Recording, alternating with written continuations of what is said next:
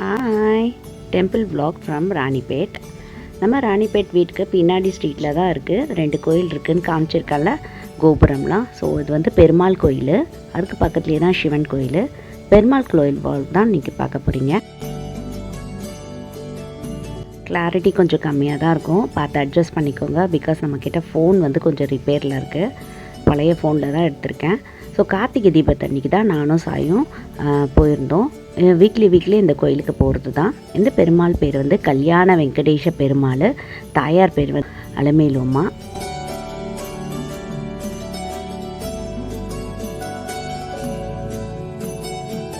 நல்லா சேவிச்சுக்கோங்க. கல்யாண வெங்கடேஷ பெருமாள் அருள் எல்லாருக்குமே கிடைக்கும்.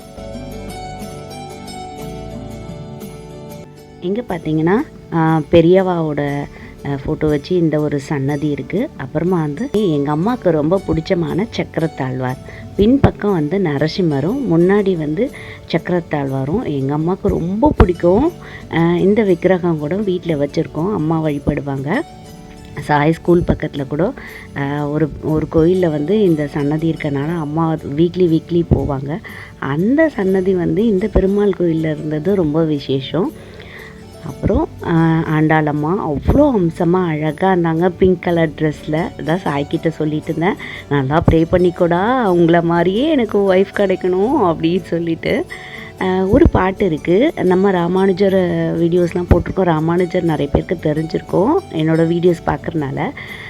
ஒரு பாட்டில் வந்து வரும், ஆண்டாளின் அண்ணன் அவன் அப்படின்னு வரும். ஆண்டாளுக்கு அம்மாவோட அண்ணன் வந்து ராமானுஜர் அப்படின்ட்டு பாட்டில் வரும்.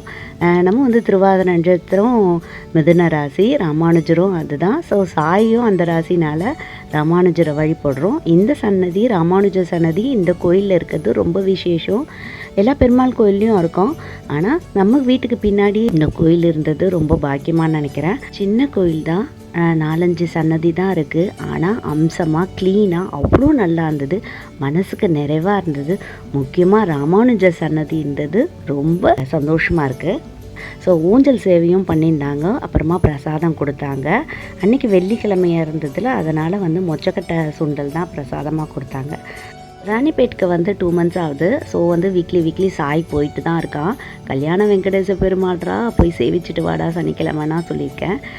ஃபஸ்ட்டு டைம் நான் வந்துட்டு இந்த பெருமாள் கோயில் போய் விசிட் பண்ணும்போது ராமானுஜர் சன்னதி பார்த்த உடனே அப்படியே அழுகியாக வந்துடுச்சு.